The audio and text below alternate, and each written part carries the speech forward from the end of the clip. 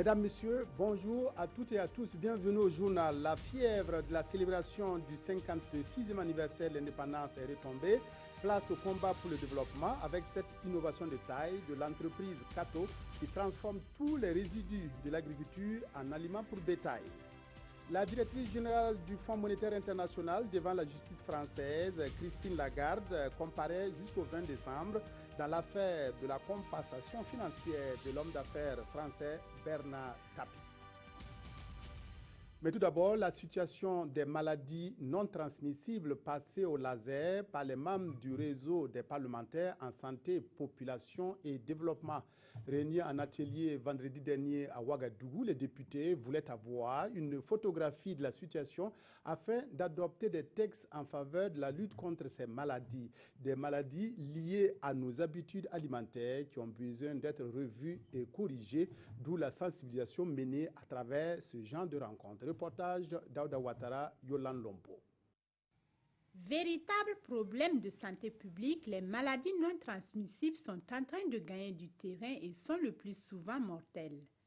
Et à titre d'exemple, le cancer à lui seul constitue la majeure partie des évacuations sanitaires. C'est le programme du ministère qui n'a pas assez de financement.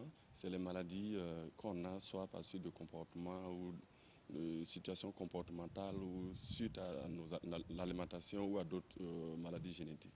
Donc, l'exemple, vous avez le diabète, vous avez les cancers, vous avez les maladies cardiovasculaires. C'est des maladies qui évoluent à long terme. C'est au bout de 20-30 ans généralement qu'on commence à sentir les conséquences, les complications. Et quand on a des tests pour prévenir, quand on peut empêcher que les gens en consomment, on peut commencer à lutter contre ces maladies. Pour pouvoir prendre un certain nombre d'engagements pour encadrer la lutte contre ces maladies, le réseau des parlementaires burkinabés en santé, population et développement s'imprègne ici sur la question. Le réseau des parlementaires burkinabés en santé, population et développement a pour objectif, entre autres, de constituer un cadre d'information et de sensibilisation des partenaires sur les problèmes socio-économiques liés à la population. Donc, au retour dans leurs circonscriptions respectives, ils pourront sensibiliser la population par rapport à ces maladies. Et le programme national de lutte contre ces maladies compte saisir cette opportunité pour mener un plaidoyer afin de changer la donne en faveur des populations. Maladies liées à ce qu'on trouve dans nos assiettes, ça tombe bien. Un réseau tente d'améliorer la nutrition au Burkina. Le réseau de la société civile pour la nutrition Résolute a organisé mercredi dernier une rencontre pour un partage d'expériences en matière de lutte contre la malnutrition. Des résultats de recherche du Résolute ont été présentés aux ONG et associations participantes à l'atelier. Reportage Urbain Sommet, Bouma Ernest Nebié. Le but de cet atelier est de présenter les résultats de recherche du réseau des sociétés civiles pour la nutrition aux acteurs de lutte contre la malnutrition. Une étude qui s'est apaisantie sur les différents engagements du gouvernement et ses partenaires techniques et financiers en la matière. L'État s'est engagé depuis plusieurs années à faire de la nutrition une priorité. Un autre engagement, la création d'une ligne budgétaire de 1 milliard de francs CFA à partir de 2017 dans le budget du ministère de la Santé pour l'achat d'intrants nutritionnels pour la prise en charge des enfants malnutris aigus sévères. À l'issue de l'atelier, au fait, comme c'est une restitution, nous attendons que les 3 recherches qui ont été menées puissent alimenter la réflexion et décider réellement quelles sont les actions, les recommandations les plus pertinentes sur lesquelles on va s'appuyer. Nous attendons effectivement, donc, à l'issue de l'échange, de faire une priorisation donc, des recommandations pour pouvoir agir dans les années à venir. Après s'être imprégné des résultats de recherche, le réseau et ses partenaires vont faire des recommandations à l'endroit du gouvernement burkinabé pour un meilleur combat contre la malnutrition. Le Laboratoire national du bâtiment et des travaux publics, LNBTP, a initié une campagne de communication pour mieux se faire connaître. Le laboratoire, qui existe depuis 1968 et délivre des certificats dans le cadre des autorisations de construction, estime que le public ne fait pas suffisamment recours à ces services. D'où cette campagne qui permet d'abord aux hommes de médias d'aller à la découverte ou redécouverte du LNBTP. Reportage Konsoun Koulibaly, Maïmouna Traoré. Le Laboratoire national du bâtiment et des travaux publics s'ouvre aux journalistes. Une visite guidée qui leur a permis de mieux connaître la maison, ses missions et le matériel dont elle dispose pour les travaux d'études des sols et fondations, le contrôle des structures d'ouvrage et la géotechnique routière. Le laboratoire, comme vous l'avez vu vous-même, je pense que vous avez vu, il y a d'autres machines qui sont derrière moi. C'est des machines aujourd'hui qui peuvent perforer le sol jusqu'à 60 mètres. On a des machines au niveau du laboratoire qui peuvent faire toutes les analyses possibles. On peut analyser tous les agrégats que vous voulez, le fer, si vous amenez le fer, on analyse, le ciment, le sable, tous les agrégats, on peut les analyser.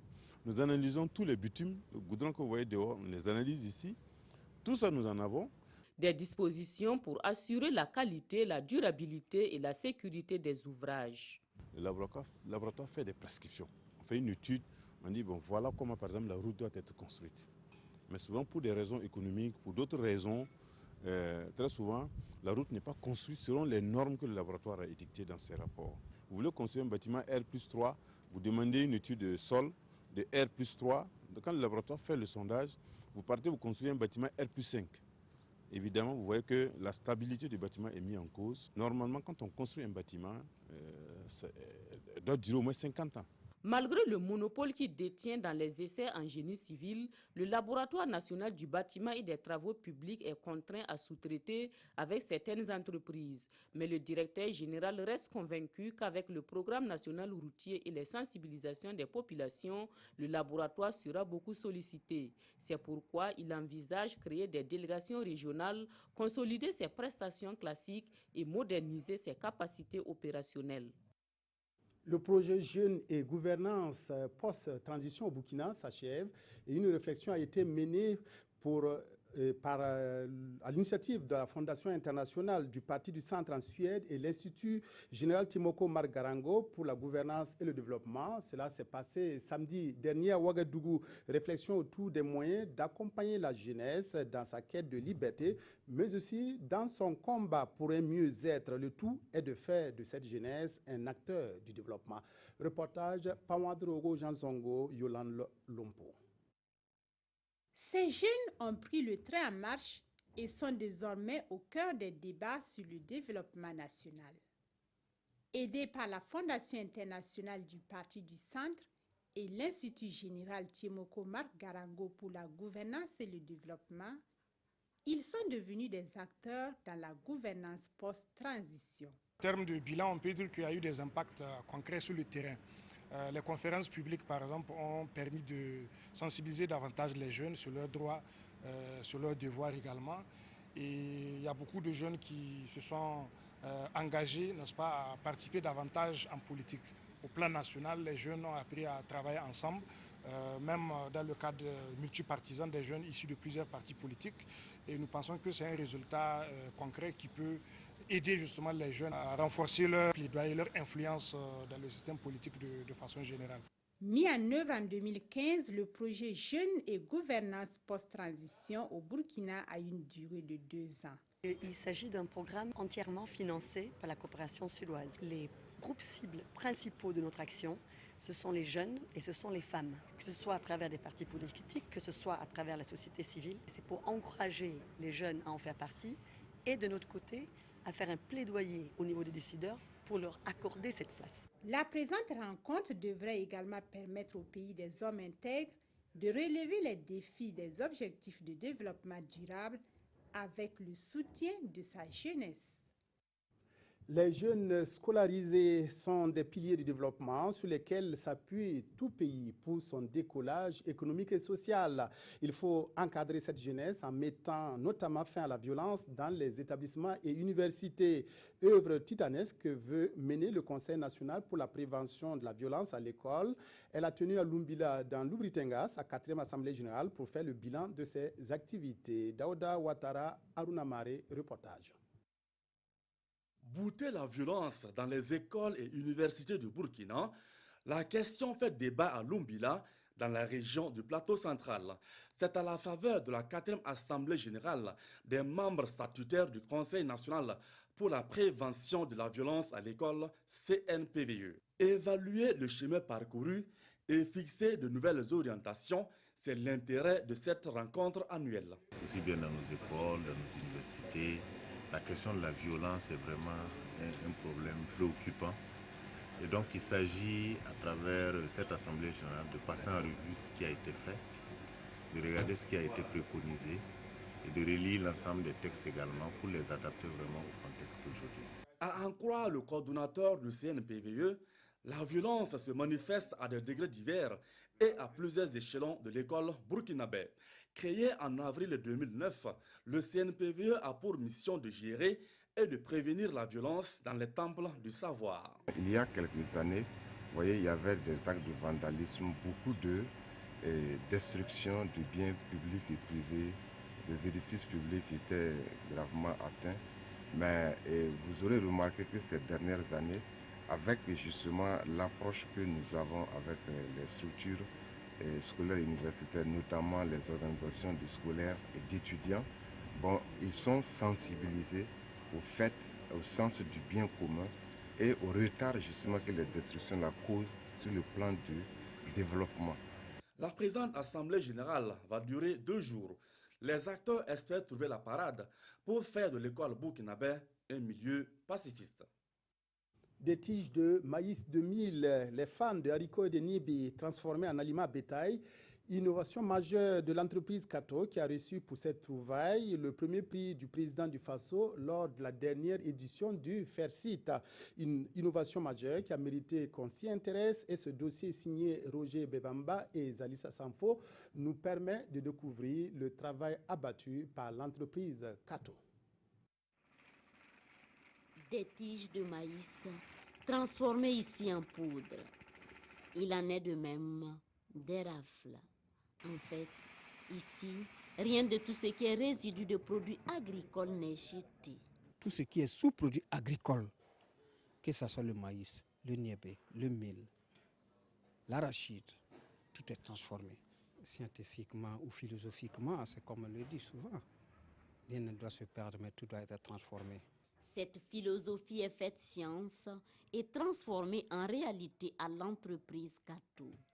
Ici, le broyeur polyvalent broie tout ce qui est résidu de produits agricoles et selon une formule consacrée de mélange de poudre en poudre, on obtient un complément alimentaire pour les animaux. Un animal qui consomme toute la journée, il a besoin des valeurs, des compléments nutritifs pour être en bonne santé, pour une bonne reproduction, pour donner de la valeur ajoutée. L'agriculteur gagnera en enlevant son céréale, consommable par sa famille, par sa communauté. Tout ce qui sera du résidu de récolte, il pourra le revendre à l'éleveur, qui va transformer pour l'aliment de bétail. Cette manière de voir et de faire les choses séduit. Et le broyeur polyvalent avec ses produits dérivés ont été couronnés, prix de l'UEMOA, prix de la CEDEAO, prix africain de développement reçu en France en 2016 et tout récemment, prix du président du Faso pour l'innovation au 11e FAIRCIT. Et tous ces nombreux sacres ont fait naître des défis et des rêves. Ce n'est pas de l'utopie. Je donne 5 ans au Burkina Faso, à tout agriculteur, aux politiques d'abord, de faire une sensibilisation. Au bout de 5 ans, nous sommes capables de faire de l'agriculture biologique au Burkina. Je vais installer dans les 45 provinces du Burkina des unités de production, transformation d'aliments de bétail au Burkina. À partir de nos ressources naturelles, de tout ce qui est sous-produit agricole au Burkina et dans notre couvert végétal, nous allons créer près de 1500 emplois en l'espace de 2 ans. Ici, tout est made in Burkina Faso, avec une seule ambition, réformer l'agriculture pour qu'il soit bénéfique. Et Naba Sigri d'ajouter qu'une autre agriculture et un autre élevage sont possibles au Burkina Faso. Il suffit d'observer son environnement et de s'y adapter. La caricature burkinabé récompensée à l'étranger par l'entremise de Amidou Zouetaba, le jeune caricaturiste, a remporté le prix du public au Festival de caricature, de dessin et de presse à Limoges en France. Un rendez-vous qui a regroupé 300 caricaturistes du monde entier. À l'occasion du 11 décembre, l'artiste a réalisé une œuvre pour magnifier la réconciliation, la paix et l'unité des Burkinabés. Roger Bebamba, Aruna Mare. Hamidou Zoïtaba continue son ascension dans l'univers des caricaturistes burkinabés au talent reconnu sur le plan international. À la 35e édition du Festival international de la caricature, du dessin de presse et d'humour, il a remporté le prix du public. C'est un prix décerné par le Conseil départemental de la Haute-Vienne en France. Une fierté pour la jeunesse, une fierté nationale en tant que patriote, en tant que caricaturiste qui aime son pays, en tant que quelqu'un aussi qui se bat pour que la caricature puisse être connue et reconnue par nos autorités et puis la population. Entre Hamidou Zoïtaba et la caricature, c'est 19 ans de carrière. À l'aide de son crayon, il représente des situations réelles ou imaginaires sous forme satirique. Croquer et toujours croquer, tel peut se résumer sa passion. Pour le 11 décembre 2016, l'artiste fait ici parler son œuvre. Le Burkina, c'est comme un gâteau et puis il y a la bougie. Donc derrière ça, il y a des feuilles qui s'envolent pour dire que ma vision que j'aimerais pour le Burkina, c'est d'abord qu'il y ait la paix, d'abord aussi paix et amour, et puis réconciliation. Hamidou Zoïtaba travaille sur de nombreux projets pour la promotion de la caricature au Burkina. Il envisage la création d'un journal dédié à la caricature. Ce prix du public remporté à Limoges est le 3e prix international décroché par Hamidou Zoïtaba. De nouveaux hommages pour Fidel Castro à l'occasion de la commémoration du 68e anniversaire de la Déclaration des droits de l'homme. La Fondation pour l'étude, la promotion des droits de l'homme et du développement en Afrique et l'Institut Sud-Nord pour l'éducation aux droits de l'homme ont une pensée pour le leader Maximo, décédé le 25 novembre dernier à l'âge de 90 ans. Reportage Kosoun Koulibaly, Zoubaviel David Dabiré. Fidel Castro, fervent défenseur des droits humains, trop souvent incompris et qualifié à tort de dictateur. La conviction est défendue par Maître Alidou Ouedraogo lors de cette journée commémorative des droits humains. Pour le président de la Fondation pour l'étude et la promotion des droits de l'homme et du développement en Afrique, le révolutionnaire cubain a œuvré toute sa vie durant pour un monde plus juste et égalitaire. Cuba, Fidel Castro a su illustrer, malgré ce qu'on dit, la question des droits humains sur le plan de la santé, sur le plan de l'éducation nationale, sur le plan de la souveraineté, sur le plan de la dignité humaine. Je vais vous remercier le peuple de Burkina Faso pour rendre hommage au leader de la révolution cubaine qui nous a légué le concept de révolution. Et pour illustrer l'engagement du leader Maximo, les participants à cette journée commémorative des droits humains ont pu suivre un film sur sa politique sociale et sanitaire. Un film qui a eu raison des préjugés sur le révolutionnaire. Vraiment, c'est un rappel pour nous tous. Et ce que nous avons vécu comme révolution, quand on dit révolution, ça nous fait droit au cœur. Parce qu'une révolution qui respecte les droits humains, c'est très important, à montrer aux gens d'avoir le courage de revendiquer leurs droits, de vivre en solidarité. Pour Maître Alidou Ouedraogo, le Cuba est resté longtemps sous embargo avec tout ce que cela comporte comme atteinte aux droits humains. Il est donc temps, confie-t-il, que le gouvernement burkinabé plaide pour une levée immédiate de ce blocus commercial. Ce communiqué à présent, le présidium de la Fédération des associations islamiques du Burkina annonce que le Mouloud, au anniversaire de la naissance du prophète Mohamed, est célébré dans la nuit du lundi 12 au mardi 13 décembre 2016 au Burkina. Bonne fête à tous les fidèles musulmans. La communauté copte d'Égypte, victime d'un attentat hier au Caire, une attaque terroriste non revendiquée qui a ciblé la cathédrale Saint-Marc, faisant une vingtaine de morts et de nombreux blessés. Cet attentat a provoqué la colère d'Égyptiens qui se sont rassemblés devant l'église pour crier leur colère. Les Coptes d'Égypte ont été ces dernières années objets de multiples attaques terroristes. La communauté copte du Caire a été visée ce dimanche par un attentat particulièrement meurtrier. La cible, une église attenante à la cathédrale Saint-Marc. Une bombe a explosé durant la prière, faisant au moins 25 morts et de nombreux blessés. À l'intérieur, les dégâts sont importants. Des vitraux sont brisés, des bancs renversés. L'attaque n'a pas encore été revendiquée. C'est un passant, selon des témoins, qui aurait déposé la bombe, composée d'environ 12 kilos de TNT. L'explosion a été entendue dans tout le quartier. Ce témoin raconte: le sol était parsemé de sang, de bouts de vêtements, de chaussures. Les chaises sont en morceaux. La porte principale de l'église, qui fait 3 fois ma taille, a été soufflée. La lâcheté et le terrorisme affectent tout le pays, que ce soit les chrétiens ou les musulmans. Nous espérons pouvoir chasser le terrorisme de tout le pays et être capables de vivre en paix. Aux abords de l'église, des Égyptiens se sont rassemblés pour exprimer leur indignation après cet attentat. Le président Abdel Fattah el-Sisi a décrété 3 jours de deuil national. La directrice générale du Fonds monétaire international FMI à la barre en France pour répondre d'une vieille affaire. Christine Lagarde, qui était ministre des Finances en 2008, aurait favorisé l'indemnisation de Bernard Tapie, qui avait empoché plus de 400 millions d'euros comme compensation pour la revente de ses parts dans Adidas. Christine Lagarde a-t-elle fait preuve de négligence dans cette affaire? C'est là toute la question. Christine Lagarde a-t-elle fait preuve de négligence dans l'affaire Tapie? C'est la question sur laquelle va se pencher la Cour de justice de la République dans un procès qui devrait durer jusqu'au 20 décembre.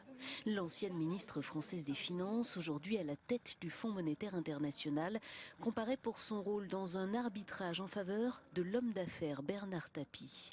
En 2008, il avait empoché plus de 400 millions d'euros d'argent public, une compensation pour la revente de ses parts chez Adidas par le Crédit Lyonnais, opération dans laquelle il estimait avoir été lésé.